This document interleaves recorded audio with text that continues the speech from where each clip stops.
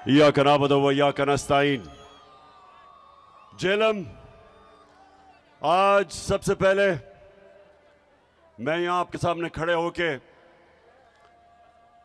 जो अल्लाह ने मेरे मुल्क को इस बड़े इम्तिहान में डाला है, पहले मैं उसकी बात करना चाहता हूं कि कभी कभी अल्लाह अपनी कौम को आजमाता है, अपनी मखलूक को, अपने इंसानों को आजमाता है। अल्लाह ने हमारे ऊपर भी एक आजमाइश दी है। तो जेलम, सब आप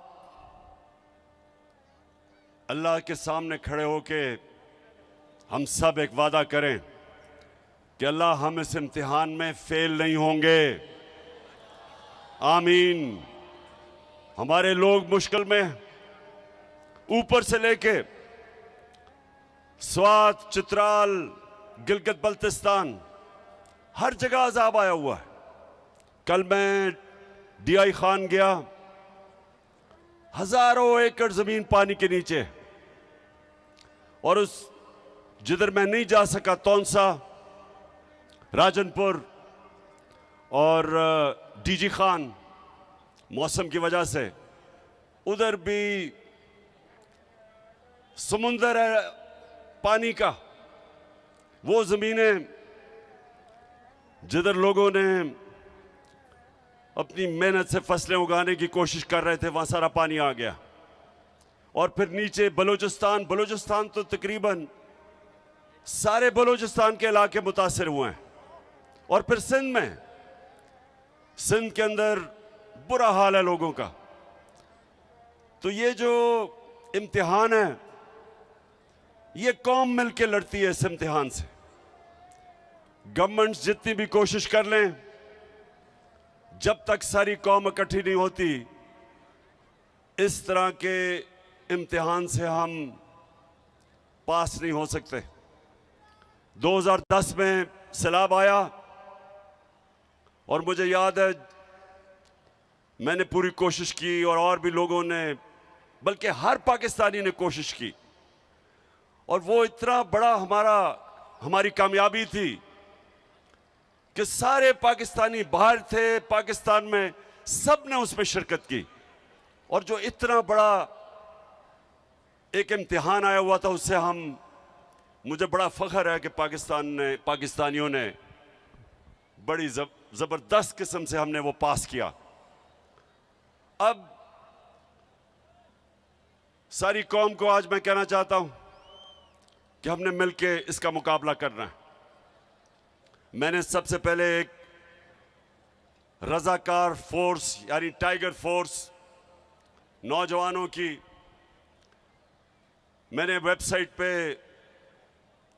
ये रजाकारों को, टाइगर फोर्स को इकट्ठा करना शुरू किया।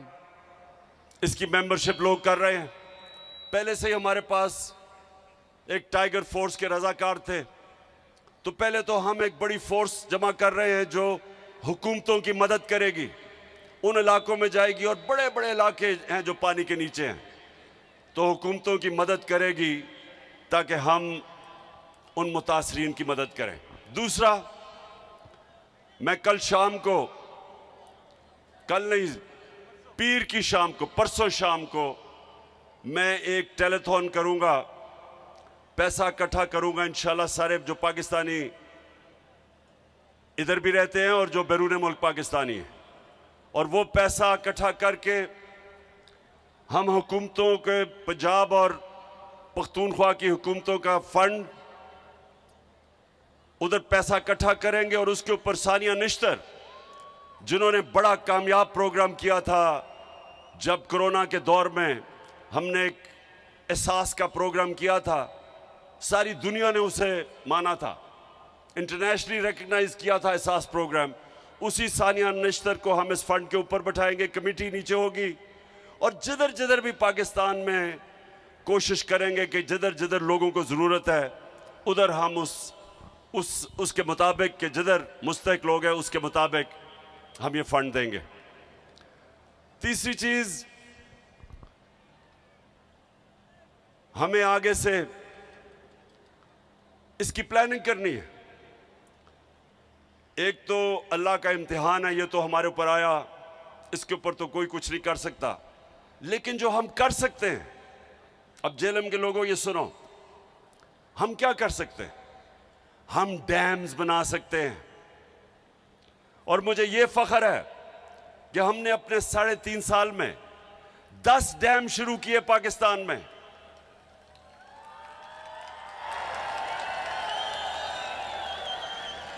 पचास साल के बाद पाकिस्तान में बड़े डैम बने। बादशाह बन रही है, बादशाह डैम बन रहा है, दासू डैम बन रहा है, और उसके अलावा मुमन डैम, जो इंशाल्लाह अगर इसी रफ्तार पे गया तो 2025 में बन जाएगा। 10 डैम का हमने प्रोग्राम बनाया। इससे क्या होता है? जब आपके पास डैम होते हैं तो जब पानी आता है, जब बारिश आता है तो पानी आता है, तो वो आप पानी को काबू कर लेते हैं। डैम जब आपके बने होते हैं तो बारिश आता, पानी आता, रोक लेते हैं उसको, और वो पानी बजाय तबाही करने के वो एक नेमत बन जाती है। ये है डैम का कमाल। आप सोचें, जेएलएम के लोगों सुनो, चाइना में 80,000 डैम हैं, 5,000 बड़े डैम हैं। हमारे पास अभी 2 बने थे, मंगला और तरबेला, उसके बाद ये पहली दफा बड़े डैम बन रहे हैं। तो ये हमने बड़ी कोताही की। और जितनी भी हुकूमतें आई, सबसे सवाल पूछता हूं कि क्या आपको कोई एहसास नहीं था कि हमारी हाइड्रो इलेक्ट्रिसिटी, सबसे सस्ती और साफ बिजली तो पानी के ऊपर बनती है, डैम बना के। फिर हमें पानी बचा लेते हैं, या पानी की कमी है, आगे पानी की मजीद कमी आ रही है, उसके लिए डैम्स की जरूरत थी। तो किसी ने 50 साल में डैम्स का नहीं सोचा। मैं अपनी हुकूमत को मुबारक देता हूं कि पहली दफा 10 डैम्स बनाए एक हुकूमत ने बनाने के मंसूबे बनाए।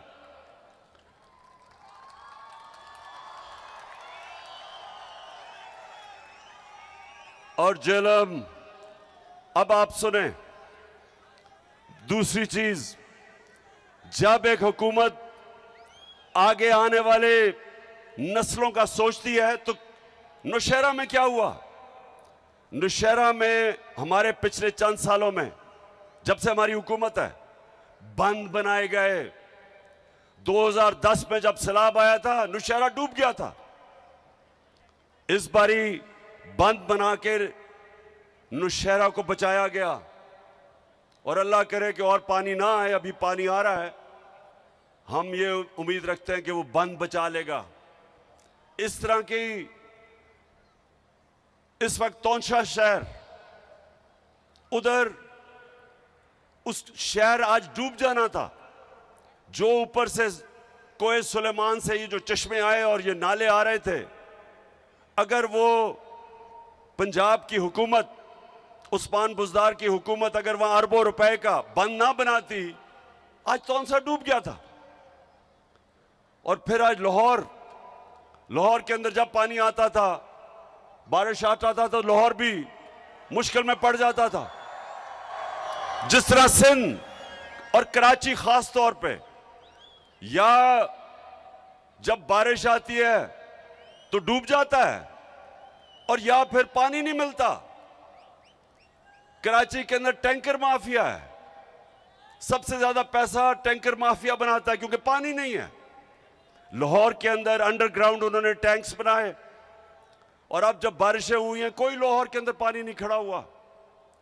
ये पहली दफा आगे की प्लानिंग कर रहे हैं। 30 साल इन दोनों हुकूमतों ने पावर में बैठे रहे, कितनी इन्होंने प्लानिंग की। अब डीजी खान एक बड़ा ये पहाड़ से जो पानी उसको रोकने के लिए एक सुरूर डैम बन रही है जिसकी फीजिबिलिटी वो ये सारे नालों का पानी रोक लेगी और वहां वैसे खुशहाली होती है तो वो पानी नेमत भी बन जाएगा और बचा लेगा जो जिस तरह की तबाही आज मची है। पख्तूनख्वा के अंदर फीजिबिलिटी बन गई है टांग जाम डैम की, अगर वो बनी हुई होती तो वो इंशाल्लाह आगे रोक लेती जो तबाही मची है इस वक्त डीआई खान में, अगर वो डैम बनी होती। तो कहने का मकसद ये है कि इसका अभी से हम आगे के प्लानिंग कर रहे हैं कि इस पानी को एक नेमत बनाए बजाय ये तबाही बने। तीसरी चीज, जेलम एक बड़ी अखबारों के अंदर कैंपेन चल रही है, फ्रेंडली मीडिया, लिफाफे वाले सहाफी,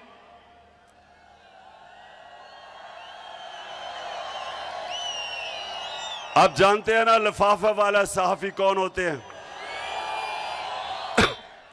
और एक मीडिया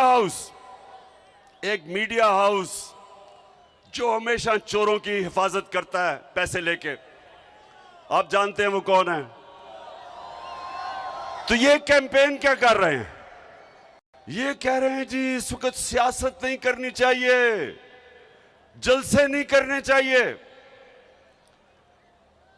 कान खोल के सुन लो लिफाफो, जमीर फरोश सहाफियों सुन लो, मैं सियासत नहीं कर रहा, मैं हकीकी आजादी की जंग लड़ रहा हूं। मैं इन चोरों जिन्होंने 30 साल से इस मुल्क को लूटा है, मैं इनके खिलाफ हकीकी आजादी की जंग लड़ रहा हूं।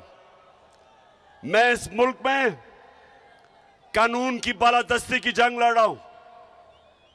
मैं इस मुल्क को वो मुल्क जिसका नजरिया इस्लामी फलाई रियासत, हमारे जो फाउंडिंग फादर्स थे उन्होंने फैसला किया था कि पाकिस्तान वो बनना है जो कि इस्लाम का जो सबसे पहले रियासत बनी थी मदीना की रियासत के उसूलों पे खड़ा होगा, और वो रियासत ने इंसानों को आजाद किया था, इंसानों को हकीकी तौर पे आजाद किया था, इंसाफ देके, कानून की बालादस्ती कायम करके, कानून की हुक्मरानी कायम करके, ताकत की हुक्मरानी खत्म करके उन्होंने माशरे में इंसाफ पैदा करके लोगों को आजाद किया था। ये वो जदोजहद है मेरे पाकिस्तानियों, ये वो जदोजहद है। ये सिलाब के अंदर भी ये जदोजहद चली रहेगी, ये जंगों के अंदर भी जदोजहद रहेगी, ये कभी नहीं रुकने लगी जब तक हमें हकीकी तौर पे आजादी नहीं मिलेगी। और ये जो बल्कि ये पीडीएम, ये चोरों का जो ये टोला मुल्क पे मुसल्लत हुआ है, आप भी कान खोल के सुन लो, ये आपका प्रोपेगेंडा के जी जलसे कर रहा है, पॉलिटिक्स कर रहा है। कान खोल के सुन लो, ये मेरी हकीकी आजादी की जंग तब तक नहीं रुकेगी जब तक मैं इस मुल्क को तुम्हारे जैसे चोरों से आजाद नहीं करता। आजकल हमें कहा जा रहा है कि जी ओहो सैलाब आ गया, फिक्र ना करो, सैलाब में इंशाल्लाह इमरान खान और उसकी टीम और उसकी हुकूमतें वो काम करेंगी जो तुम सारी जिंदगी लगे रहो नहीं कर सकते। तुम्हारे लिए तो कोई पैसे देने के लिए तैयार नहीं है, क्योंकि तुम्हारा तो चोरी करके सारा पैसा बाहर पड़ा है। वो जो भगोड़ा लंदन में बैठा हुआ है, किधर से पैसा आया उसके और उसके बेटों को कि अरबों रुपए की प्रॉपर्टीज में रहता है, और वो हमें दर्श दे रहा है कि सियासत नहीं करनी चाहिए। तुम भी सुन लो, नवाज शरीफ मफरूर और मुजरिम, गौर से सुन लो। और यहां शहबाज शरीफ तुम भी सुन लो, और फजल रहमान डीजल तुम भी सुन लो, और आसिफ जरदारी जिसको पैसे की बीमारी है, जो पैसा देख के, आसिफ जरदारी जब पैसा देखता है उसकी मूछें ऊंची नीचे होनी शुरू हो जाती है। सब सुन लो, ये हमारी तुम्हारे खिलाफ जद्दोजहद हर मौसम में चलेगी। गर्म तरीन जब पाकिस्तान, याद रखें अप्रैल के महीने में एक ऐसा हफ्ता था कि दुनिया में सबसे गर्म मुल्क पाकिस्तान था, सबसे ज्यादा गर्मी पाकिस्तान में थी। तब भी मैं सड़कों पे था, तब भी मैं तुम्हारे खिलाफ जुलूस जलसे कर रहा था। गर्मी हो या बारिश हो, पिछले दिन बारिश हो रही थी तब भी जलसे कर रहा था। और जब तक मैं इंशाअल्लाह अपने मुल्क को आजाद नहीं करूंगा, मैं सड़कों पे होऊंगा, मैं अपने लोगों को भी बचाऊंगा, जद्दोजहद करूंगा। सैलाब में जो मुतासरीन हैं उनके लिए भी करूंगा। और इंशाअल्लाह परसों मैं आपको अपने पाकिस्तानियों से पैसा इकट्ठा करके दिखाऊंगा, इकट्ठा करता रहूंगा, मदद करूंगा अपने लोगों की, लेकिन तुम्हें नहीं छोड़ना। क्योंकि हमारा मुल्क, जब से ये दो खानदान आए हैं डाकुओं के, आपको पता होना चाहिए कि इनके आने से पहले सारे बर्रे सगीर में पाकिस्तान सबसे आगे था। हमारे इकोनॉमिक इंडिकेटर्स सारे बर्रे सगीर से सबसे आगे थे। सारे बर्रे सगीर में हम सबसे आगे थे। हिंदुस्तान से जब मैच खेल के मैं पाकिस्तान आता था, और अल्लाह का शुक्र है वो हमें जिता के लेके आता था पाकिस्तान हिंदुस्तान से, तो जब मैं वापस आता था तो मुझे एहसास होता था कि गरीब तरीन मुल्क से मैं अमीर मुल्क में आ गया हूं। पाकिस्तान आगे था इन सब से। फिर ये दो डाकू खानदान इस मुल्क पे मुसल्लत हुए। हम हिंदुस्तान से भी पीछे रह गए, हम बांग्लादेश से भी पीछे रह गए। और ये जो आज शहबाज शरीफ और ये मिफ्ता इस्माइल कहता है कि तहरीक इंसाफ की वजह से IMF का प्रोग्राम फेल हो जाएगा, शहबाज शरीफ सुन लो गौर से। पहले तो तुम और तुम्हारे इत्तेहादी और खानदानों ने इस मुल्क को मकरूज किया, कर्जे आपने चढ़ाए, आपकी वजह से हर इंसान पे कर्जे बढ़ते गए। हमारी जब बारी आई तो मुल्क का तो दिवालिया निकला हुआ था 2018 में। आप अपने फोन के ऊपर गूगल करके देख ले कि 2018 में पाकिस्तान की तारीख का सबसे बड़ा बैरूनी मुल्क खसारा था, सबसे ज्यादा कर्जे थे। हम जितना भी हमने पहला साल पैसा इकट्ठा किया टैक्स पे, आधा चला गया कर्जों की किस्तें अदा करने में जो कर्जे आपने लिए थे। तो तब हमें मिला था पाकिस्तान। और पाकिस्तान की इकोनॉमिक सर्वे उठा के देख लो, इनके दौर में जो इकोनॉमिक सर्वे, जो हुकूमत से जो ऑफिशियल डॉक्यूमेंट आती है वो उठा के देख लो। 17 साल के बाद सबसे बेहतरीन ग्रोथ रेट हमारे दौर में 5.6 और 6% हमारी इकोनॉमी ऊपर गई। सबसे ज्यादा पाकिस्तान की तारीख में टैक्स इकट्ठा किया, सबसे ज्यादा पाकिस्तान की तारीख में बैरून मुल्क पाकिस्तानियों ने डॉलर्स भेजे। हमारी 4 फसलें 2 साल रिकॉर्ड पैदावार हुई, किसानों के पास तारीख में सबसे ज्यादा पैसा गया देहातों में। हम वो पाकिस्तान छोड़ के गए थे। हमने एहसास के जरिए लोगों को फायदा पहुंचाया, निचले तबके को। हमने पहली दफा पाकिस्तान में हेल्थ इंश्योरेंस यानी कि 10 लाख रुपया हर खानदान को दिया कि किसी भी अस्पताल में अपना इलाज करवा सकते थे। यह पहली दफा हुआ पाकिस्तान में। और इस दौर में, और हम छोड़ के जाते हैं अप्रैल में, आप साजिश करते हैं, बैरूनी मुल्क साजिश करके गवर्नमेंट गिराते हैं और 4 महीने के अंदर मुल्क का दिवालिया निकाल देते हैं, मजीद कर्जों का रिकॉर्ड तोड़ देते हैं, रुपया गिर जाता है। रुपया एक दफा तकरीबन 250 रुपया डॉलर पे पहुंच गया। आज भी सबसे ज्यादा इस वक्त डॉलर महंगा है। इसका मतलब महंगाई सबसे ज्यादा महंगी है। एक चीज जेलम सुन लो, इसको कहते हैं कंज्यूमर प्राइस इंडेक्स। ये होता है जो आम लोगों के खाने पीने की चीज, बिजली और गैस। ये हम जब छोड़ के गए थे 16% थी, यानी 16% महंगाई थी। आज 45% है। आज दुगनी से भी ज्यादा महंगाई है। तो इन्होंने तो सारा शोर ही मचाया था कि हमारी हुकूमत नाअहल है क्योंकि हम महंगाई नहीं रोक सकते। महंगाई के रिकॉर्ड टूट गए, माइशत नीचे आ गई, कर्जे और ले लिए। और आज मिफ्ता इस्माइल कहता है कि जनाब तहरीक इंसाफ IMF का प्रोग्राम फेल करना चाहती है। पहले तो तुम्हारे से सवाल पूछता हूं कि 2 महीने पख्तूनख्वा का वजीर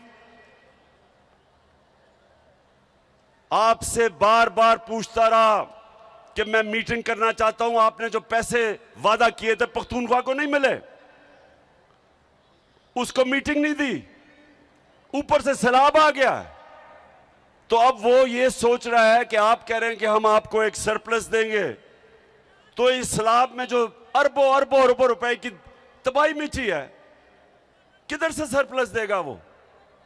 आपको IMF से बात करनी चाहिए। मैंने जब कोरोना हुआ, मैंने IMF के सरबराह से बात करके कंसेशन ली। मैंने कहा लोग मुश्किल में हैं, और उन्होंने दी कंसेशंस। आपको आज बात करनी चाहिए कि IMF को कहो हमारे लोग मुश्किल में हैं, सैलाब आया हुआ है, थोड़ा सा अपना दिल गुर्दा बढ़ाओ, गोरे चमड़ी से इतना ना डरो, इतनी गुलामी ना करो,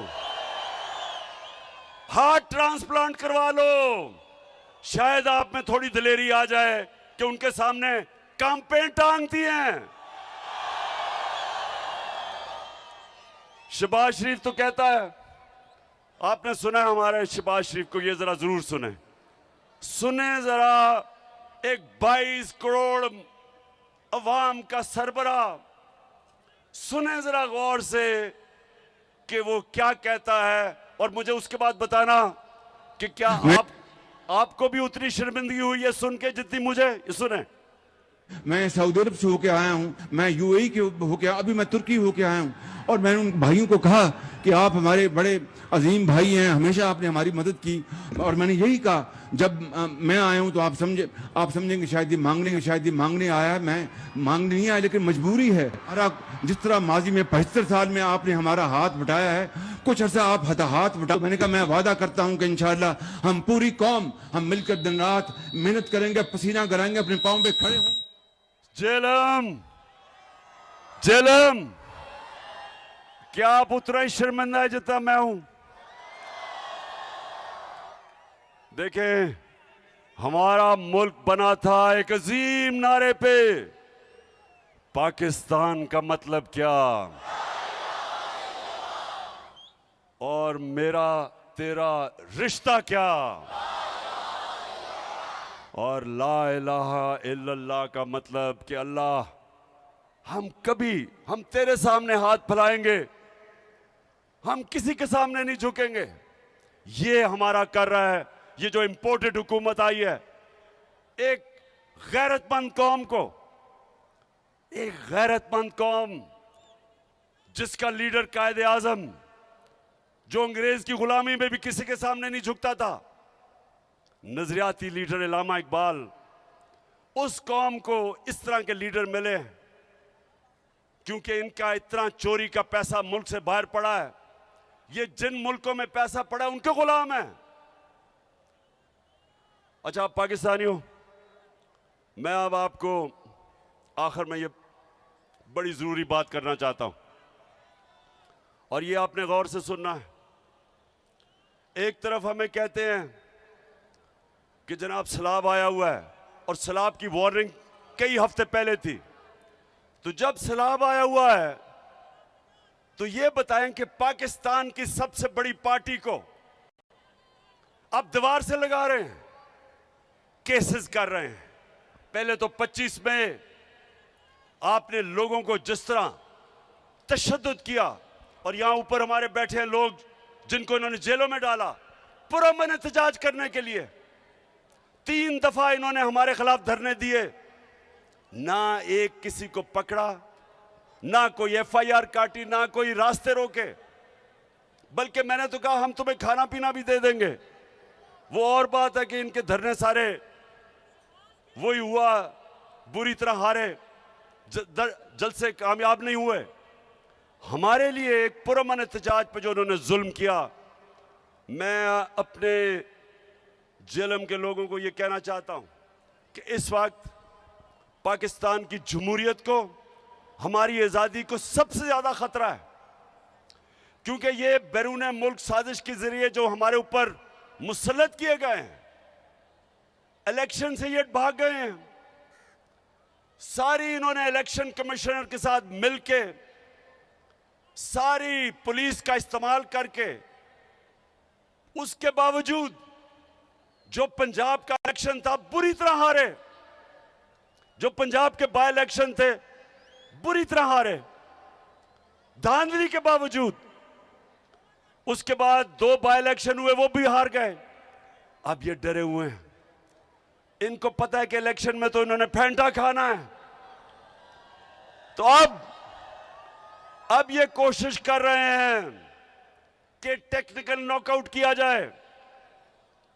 सबसे पहले तो इमरान खान को किसी तरह रास्ते से हटाओ, किसी तरह इसको डिस्क्वालीफाई करवाओ। अब मेरी कौम मुझे 50 साल से जानती है, 50 साल से आप मुझे जानते हैं। अब तो पैदा भी नहीं हुआ जब मैं क्रिकेट खेलता था। आज तक मैं अपने कानून के बीच में रहा हूं और आइन के बीच में रहा हूं। सारी मेरी 26 साल की पॉलिटिक्स कभी मैंने अपने मुल्क में इंतशार नहीं किया।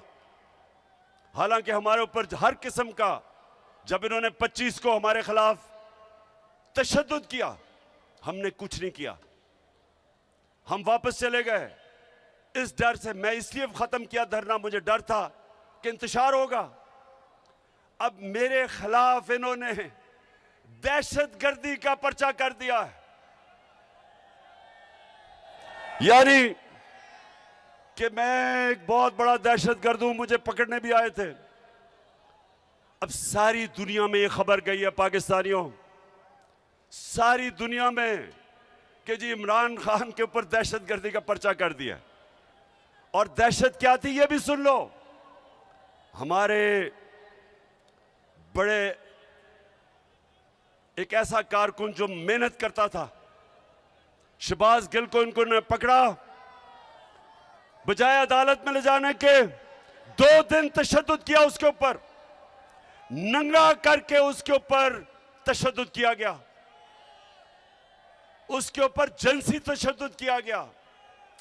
तो जब मैंने ये कहा कि जो लोग जिम्मेदार थे उनके ऊपर कानूनी कार्रवाई होगी और हम करेंगे, तो मुझे जरा ये सब बताओ कि क्या ये दहशतगर्दी है? इसको दहशतगर्दी कहते हैं। सारी दुनिया में ये खबर गई। पाकिस्तान का, जिस तरह उन्होंने पाकिस्तान को एक बनाना रिपब्लिक समझा, क्योंकि दुनिया तो मुझे जानती है, हमारा मजाक उड़ा। सिर्फ और सिर्फ इन्होंने खौफ और हरासा फैलाने के लिए और एक आदमी आया है, उसको स्पेशल मिशन दी गई है। एक मिशन दी गई थी मिस्टर एक्स को लाहौर में, अब इस्लामाबाद में मिस्टर वाई को मिशन दी गई है। मिस्टर वाई को कहा गया है कि तुमने तहरीक इंसाफ को ऐसा डराना है कि चुप करके बैठ जाएंगे। मिस्टर वाई, मेरी गौर से बात सुन लो, ये पॉलिटिकल पार्टी है, ये दहशतगर्द नहीं है। जो अब हरबे इस्तेमाल कर रहे हैं, वो जो जमील फारूकी से किया उसको भी नंगा करके तशद्दुद किया, वो एक सहाफी है। अरशद शरीफ बाहर गया हुआ मुल्क से, पाकिस्तान का वो सहाफी जिसकी इज्जत है, क्रेडिबल है, वो अपनी जान बचा के मुल्क छोड़ के चला गया। साबिर शाकिर वो मुल्क से बाहर चला गया है। ARY को बंद कर दिया है, इसलिए नहीं कि ARY ने कोई गलती की थी, इसलिए कि वो इमरान खान का मौक़िफ़ पेश करता था, वो तहरीक इंसाफ का मौक़िफ़ पेश करता था, इसलिए बंद किया है। हमारे सोशल मीडिया के लोगों को पकड़ पकड़ के धमकियां, एंकर्स को भी, सहाफियों को भी और मीडिया हाउस को भी, लोगों को बताया जाता कि हमारी कवरेज ना की जाए। तो ये एक तरफ आप कह रहे हैं कि मुल्क को इकट्ठा होना चाहिए सलाह के लिए, दूसरी तरफ सबसे बड़ी पार्टी के खिलाफ ये जो कार्रवाई कर रहे हैं। और मिस्टर वाई, आपको मुझे पता है मिशन पे भेजा गया है, आप अपनी भी बदनामी कर रहे हैं, आप मेरे मुल्क की भी बदनामी कर रहे हैं, आप इस मुल्क को नुकसान पहुंचाने की कोशिश कर रहे हैं कि सबसे बड़ी मुल्क की जमहूरी पार्टी जो चारों सूबों में है, जो मुल्क को इकट्ठा रख सकती है, उसको आप कमजोर करने की कोशिश कर रहे हैं। ये मुल्क से गद्दारी है। इसलिए मैं आज आप सबको पैगाम देना चाहता हूं, जो लगे हुए हैं साजिश करने हमारे इस मुल्क के खिलाफ, ये मेरे खिलाफ साजिश नहीं है, ये मुल्क की सबसे बड़ी जमात के खिलाफ साजिश सिर्फ नहीं है, ये मुल्क के खिलाफ साजिश है, मुल्क की जमहूरियत कमजोर करने की साजिश है। इसके लिए मैं आज आपको कह रहा हूं कि मैं और मेरी पार्टी पूरी जद्दोजहद करेगी, जितना मेरे में स्टेमिना है, और माशाल्लाह क्रिकेट की वजह से स्टेमिना बढ़ा है, मैं पूरी तरह जद्दोजहद करूंगा। जब अर्ज़े खुदा के काबे से सब बुत उठवाए जाएंगे,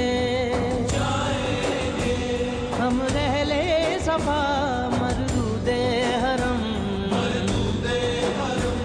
मसनद पे बिठाए जाएंगे, सब ताज उछाले जाएंगे, सब तख्त गिराए जाएंगे, हम देखेंगे, लाजिम है कि हम भी देखेंगे, हम तो जेलम देखेंगे। आखिर में मैं आज अपनी सारी पार्टी को, कारकुनों को,